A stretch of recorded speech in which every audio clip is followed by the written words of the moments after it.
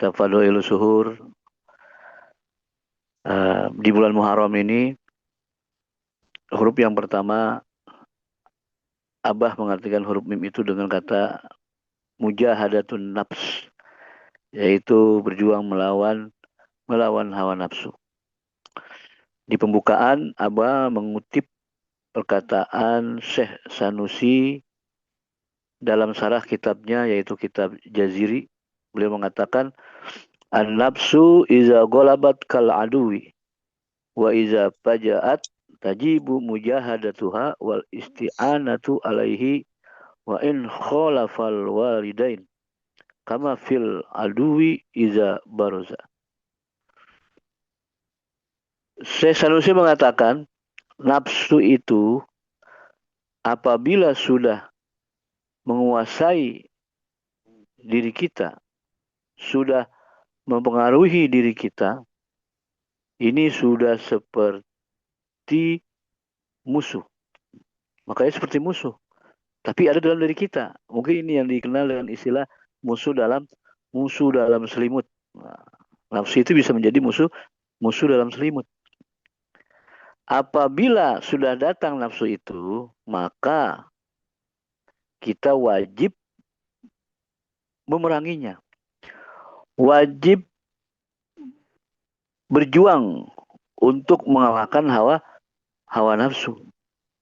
Bukan hanya berjuang, dikatakan di sini wal isti'anatu alaiha, dan minta pertolongan ya, untuk bisa mengalahkan hawa nafsu. Jangan berjuang sendiri ya. Karena ini hawa nafsu ini adalah musuh yang sangat besar, seperti yang disabdakan oleh Rasulullah SAW pada bagian pertengahan bab ini ya, dikatakan roja'na min jihadil asgor ila jihadil akbar. Kita baru saja kembali dari jihad perang yang kecil, perang Badar kalau tidak salah waktu itu. Perang yang begitu luar biasa, dikatakan oleh Rasul itu perang yang kecil. Roja'na min jihadil asgor ila jihadil akbar, untuk kembali kepada perang yang besar. Sahabat bingung. Perang sebesar itu dikatakan kecil. Untuk kemudian menghadapi perang yang lebih besar. Sahabat bertanya, perang apa lagi ya Rasul ini? Yang lebih besar dari perang yang baru saja kita hadapi. Rasul menjawab, yaitu perang melawan hawa nafsu. Karena melawan hawa nafsu itu adalah dilakukan oleh orang yang punya nafsu itu sendiri. Sebagaimana firman Allah Subhanahu wa taala, "Wa man jahada fa innama yujahidu li nafsi." Barang siapa yang berjuang, maka sebenarnya ia berjuang untuk melawan nafsunya sendiri. Dan dikatakan, "Wan nafsu a'zamu hijabin bainaka wa bainallah." Nafsu itu adalah hijab terbesar, penghalang terbesar antara kita dengan Allah Subhanahu wa taala. Nah, tadi dikatakan memerangi ini harus juga minta pertolongan. Bertolongnya kepada siapa? Kepada orang yang sudah berhasil memerangi hawa nafsunya. Orang yang sudah meningkat hawa nafsunya, sudah mencapai pada tingkatan rodiyah mardiyah, yaitu mursyid yang kamil mukamil. Bagaimana kita ditolong oleh seorang mursyid dalam mengulangi hawa nafsu? Kita ditalkinkan zikir kalimat la ilaha illallah. Karena para ulama tasawuf sepakat bahwa hanya kalimat la ilaha illallah yang dapat memerangi hawa nafsu. Ya. Yang dapat meningkatkan dari nafsu yang dikatakan nafsu amaratun bisu. Ya. Nafsu yang selalu mengarah kepada perbuatan buruk. Aslinya ya, manusia itu seperti hewan nafsunya. Karena dikatakan al-insanu al-hayawatun natik. Manusia itu adalah hewan yang berpikir, hewan yang mempunyai akal. Dasarnya kita semua ini mempunyai hawa nafsu. Nafsu yang mengarah kepada perbuatan yang buruk. Nafsul amaroh. pada bahasan kitab Paduli Suhur pada bab yang lain, ya, dikatakan warra'su min junudin nafsil ammaratun bisu al-ghaflatu an zikrillah. Kepala, pimpinan, raja, ya, dari pasukan nafsu ammaratun bisu adalah al-ghaflatu an zikrillah. Lupa dari ingat kepada Allah.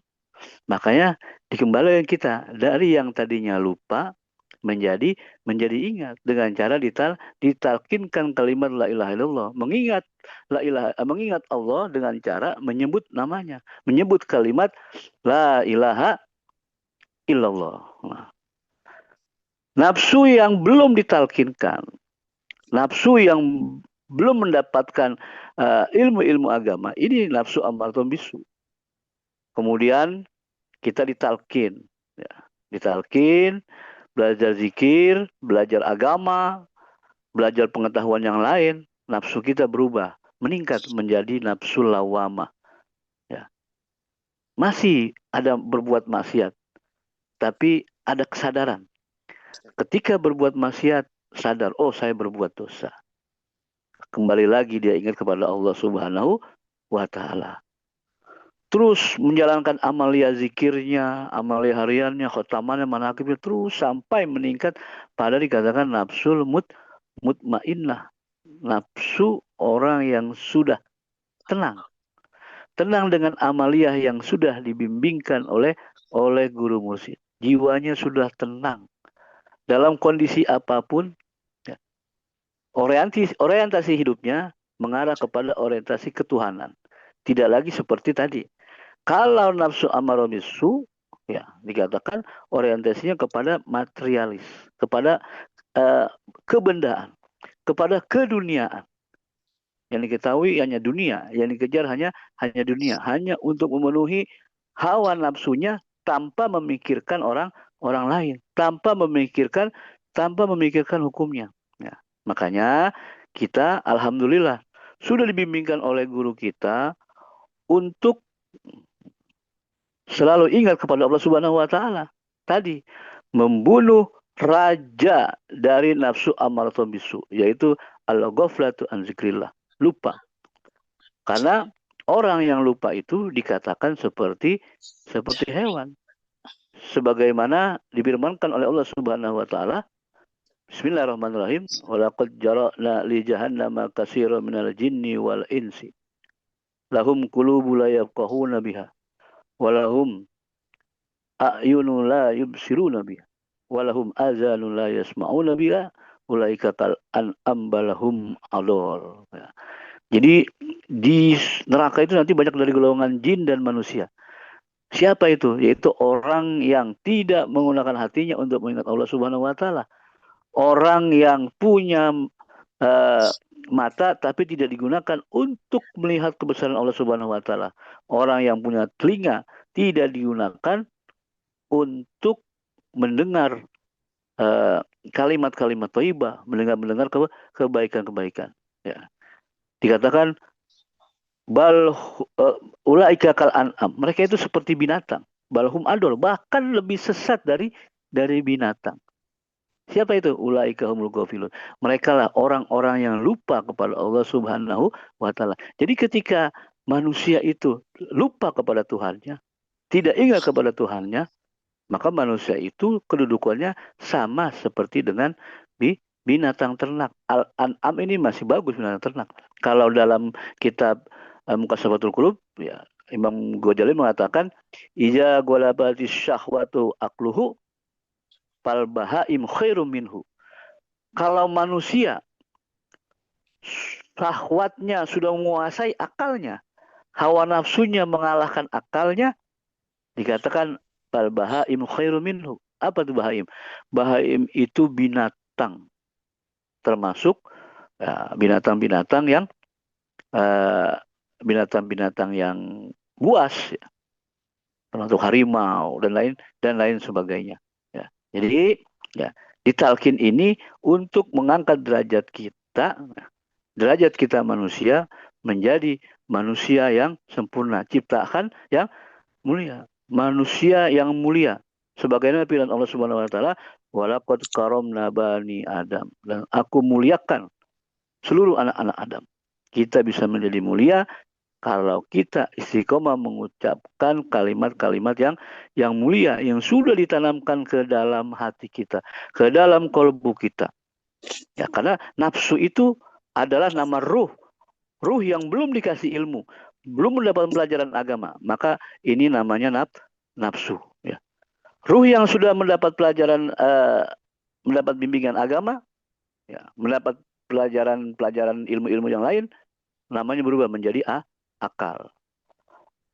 Ruh yang sudah ditalkinkan oleh seorang mursyid, ya, dibimbingkan oleh mursyid, maka ruh ini namanya kolbu. Meningkat ruh yang sudah istiqomah, ya, mengamalkan amalan-amalan yang dia dibimbingkan oleh gurunya, makanya ruh ini menjadi namanya sirri. Nah, alhamdulillah, bimbingan zikir ini meningkatkan ruh kita yang tadinya nafsu, pindah menjadi akal, kolbu, dan menjadi sirri. Alhamdulillahillazi fadolana ala kasiri min ibadihil mu'minin.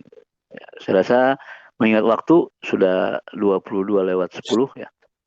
Saya cukupkan sampai di sini. Mudah-mudahan yang saya sampaikan bermanfaat buat kita semua. Ya, tentunya Amin. bermanfaat karena yang saya bacakan ini ilmu-ilmu dari guru, ilmu-ilmu Allah yang disampaikan kepada kita melalui lisan guru kita, melalui tulisan-tulisan guru kita. Terima kasih. Mohon maaf atas segala kekurangan. Wallahul muwaffiq ila aqwamit thoriq. Wassalamualaikum warahmatullahi wabarakatuh.